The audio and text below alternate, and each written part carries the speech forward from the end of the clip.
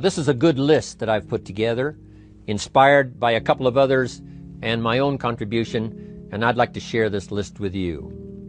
First, learning the power of purpose. A person who has purpose in their life, they have something to go for, some meaning. One writer described it, for some people it becomes a magnificent obsession. And for you and I, maybe it doesn't need to be that dramatic as a magnificent obsession. But it has to be something that does something to us, something that pulls us, especially into the future. You know, there are many influences on us. One is the influence of the past. Some people are always pulled back by the past. Some people are always pulled aside by the distractions. But here's what's powerful. If you have a list of high purpose in your life, it pulls you toward the future. And the more powerful the purpose is, the stronger it pulls. And here's the other great advantage if you have purpose for the future. It pulls you through all kinds of challenges and all kinds of difficulties. If you don't have these strong purposes for the future, it's easy to get swallowed by a bad day. It's easy to be almost annihilated by a poor month. And it's easy sometimes to almost disappear beneath the waves of a year that goes backwards if you don't have something to pull you beyond that year. So if you want something to pull you through all kinds of challenges, all kinds of difficulties and things that come at you, you got to have something on out there, beyond today, beyond next week, beyond next month, beyond this year, that pulls you into the future. And the clearer it is, the stronger it pulls. The more dynamic it is, the more it affects your life, your spirit, your heart, your soul. It also creates imagination.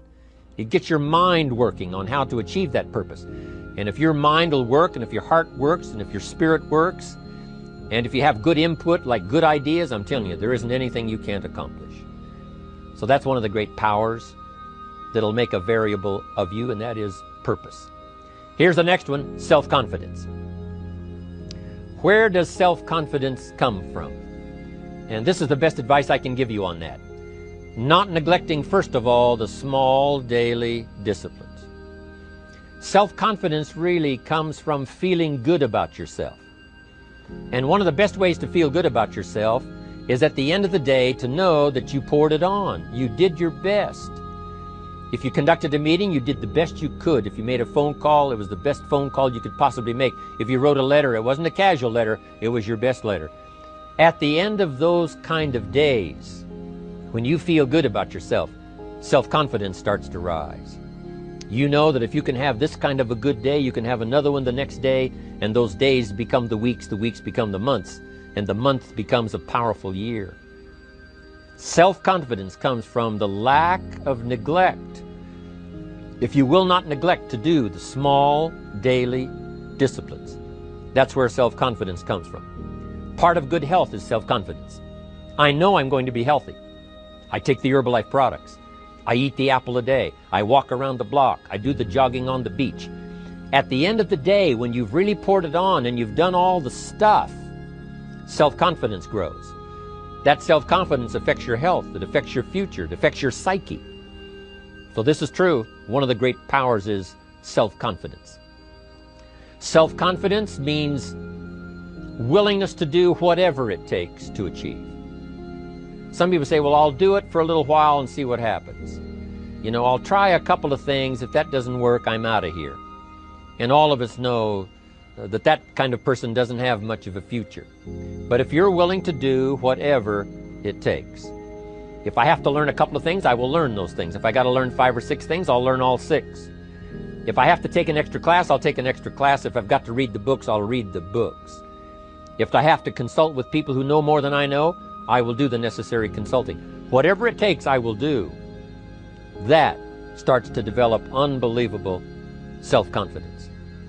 Self-confidence also comes from the ability to rise above your circumstances, to rise above what happens, the petty little things, the discouraging things that would sink everyone else's ship except yours, that would cause someone else to quit early in the day, but you keep going.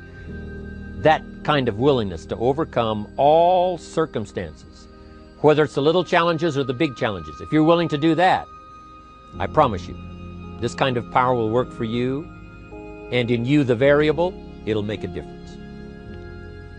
The third on the list I had was enthusiasm. And here's what I wrote about enthusiasm. Enthusiasm that's powerful is mostly enthusiasm that is enthusiasm inside, 90%, 10% outside. We all know what the enthusiasm is like when somebody lets us see their enthusiasm, which is like the 90%, and only 10% of it is inside.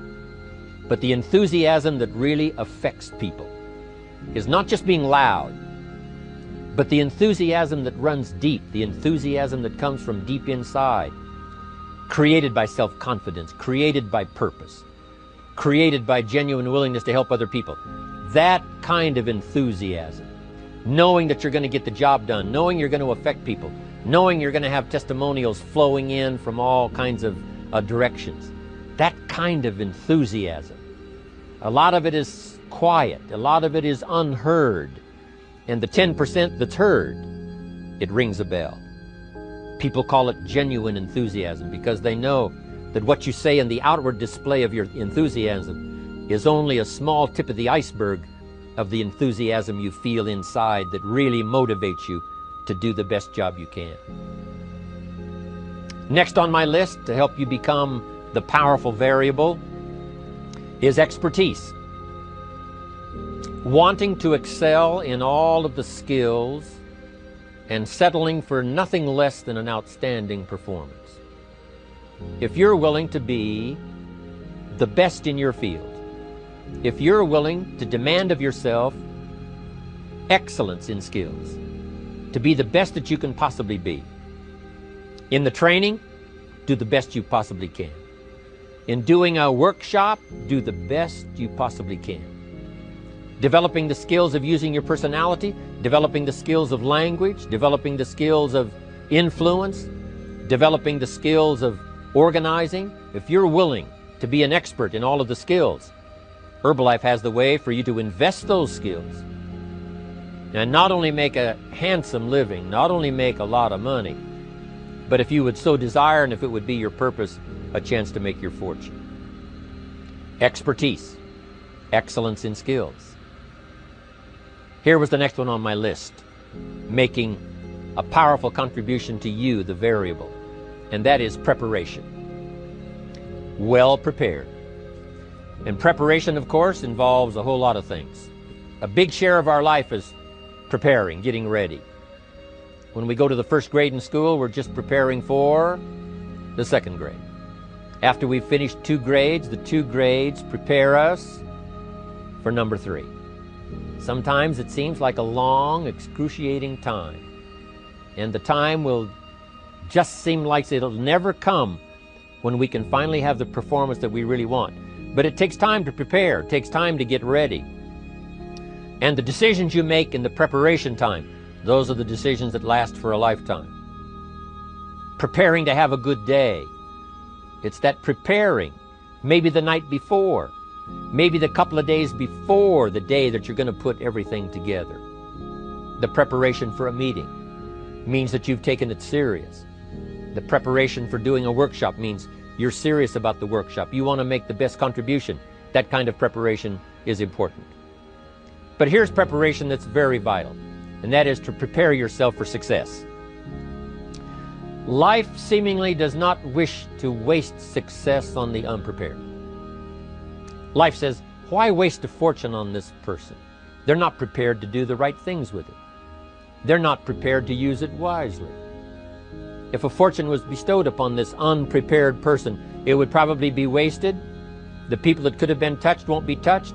What could have been done won't be done because this fortune will have been wasted on the unprepared person. So not only look for fortune, not only look for the promise, but prepare yourself and ask of yourself, what can I do to make myself ready? Because remember, life was designed not to give us what we want, not to give us what we need, but life was designed to give us what we deserve. Every value in life must be paid for, and those that pay are the ones that get it. It says those that give receive. Someone says, I wish to receive, I wish to receive. You don't have to concentrate on receiving. Just become a good giver. It says those that search will find. Someone says, well, I need to find some good ideas to help change my life for the future. Then to find good ideas, that doesn't come because you need them. It comes because you search for them. If you want good ideas, you got to go after them. You got to go to the class, you got to go to the workshop, you got to go to the training, go to the book, right? You got to go to the journal, right? Go where good ideas are being taught, go searching, go looking, because good ideas are not going to be wasted on those that are not seeking, searching, well prepared. So, prepare yourself to be ready for fortune when it comes, to be ready for challenge when it comes, to be ready for opportunity when it comes. Opportunity comes along and passes by the person that is not well prepared. I want to prepare myself this year for next year. Yes, I wish to be effective this year, but I'm also thinking of ways, how could I be better? How could my ideas be more powerful? How could they be sharper, more clear? How could I reach some people next year that I perhaps can't reach this year? I haven't reached deep enough into my own soul to affect some people. Some people just pass by and say, hey, what a good speech. But how could I make it stronger than that, deeper than that, more powerful than that? I cannot be as powerful as I could be next year. You know, you can't go to the 10th grade in the 5th grade. You just got to go through the grades. But the more you are prepared, when the 10th grade finally comes, now you can cash in and get 2 times, 3 times, 5 times more value from it by being prepared. I want to do my best this year for Herbalife, but I also want to get ready for next year, 1999. And then when the year 2000 comes, at the turn of the century, I want to be well equipped by language, by instinct, by temperament, by personality, by influence, to really be valuable the year 2000, 2001, 2, 3, 4, 5. That's my goal. I'm sure it's your goal. Now here's the next one. There's great power in self-reliance. Self-reliance means you simply look mostly to yourself. It would be nice if someone just gave you this, gave you this, gave you this. It would be nice if everyone did their job exactly as they're supposed to do it. But here's what you've got to do. Primarily rely on yourself. Primarily say, I'm the person responsible. And I will learn the necessary skills so that I can help people learn their skills. If I need lots of people to do certain things to build my organization, that is what I must have. But I've got to be the final backstop. I've got to be the final one that people can rely on. So that if this is missed and this is missed, I can catch up. I can fill the gap. I can do the job. We have to do it when we conduct meetings. We have to do it when we conduct training. We have to do it when we're in a class of just a few. What someone might have missed, we're there to fill in. Self-reliance. Primarily, we're learning to count on yourself. So that you can do this, never complain and never explain. Here's the next key power, and that's image. There's many parts to image. The image that others see you as, the image you have with other people. And it's very important how other people see you.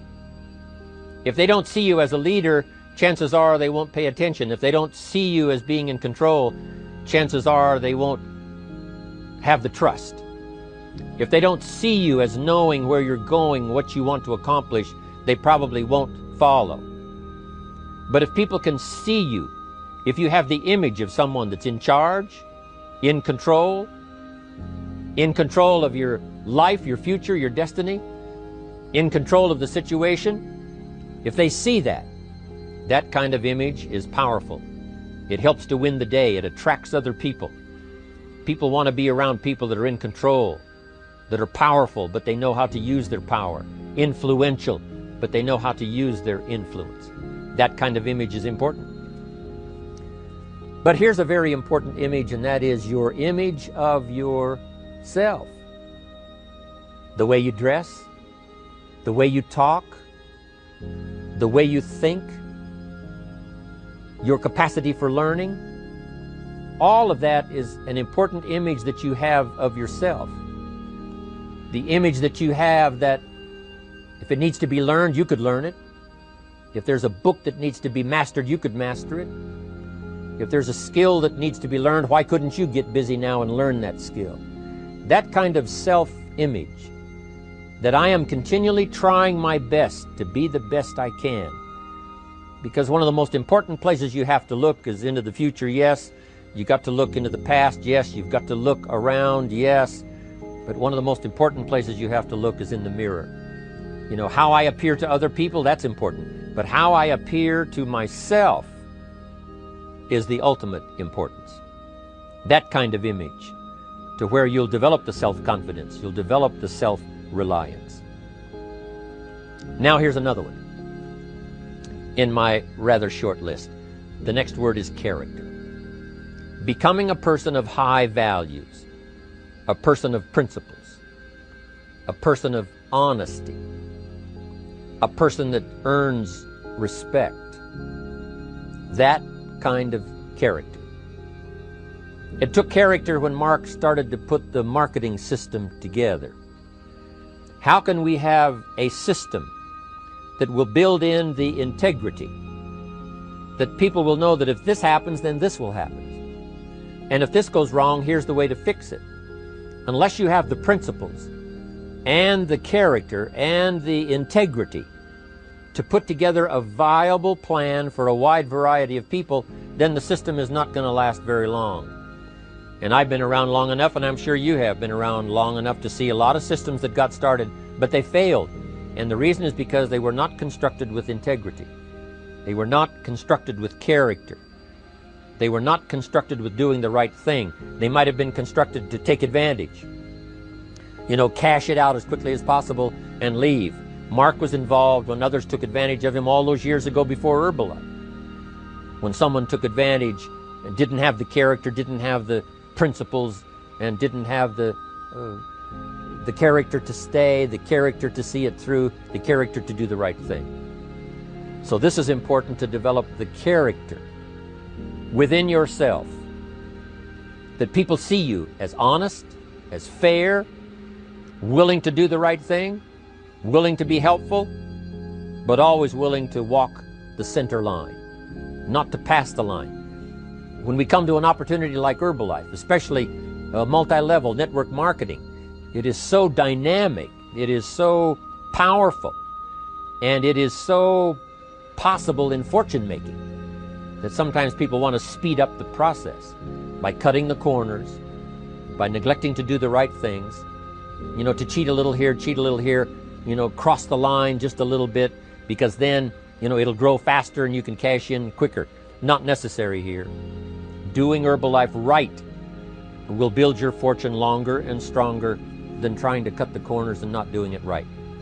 If we'll have the integrity that Mark had when he started it, and keep perpetuating that we will do the right thing by the marketing system, the right thing by a distributor who has a customer and they take care of that customer belongs to that distributor. That kind of integrity in the marketing system, the kind of integrity we have among each other, the kind of character we have to rely on each other, because here's what we cannot do. We cannot do this by ourselves.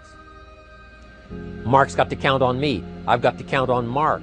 We've got to count on the president's team. The president's team has to count on the chairman's club for advice and counsel. We have to count on the millionaire team, the tabulator team, the world team. We've got to count on the distributor. We've got to count on the distributor giving the right message to the potential customer.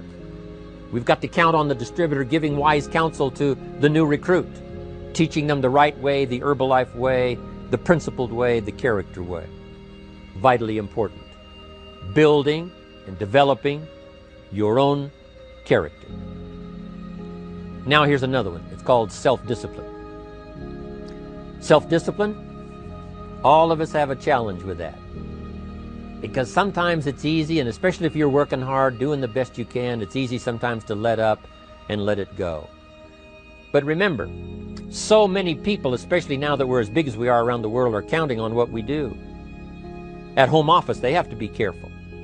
They have to be disciplined. It's easy for the person who ships the product from Herbalife says, oh, well, I'll wait until tomorrow to ship it.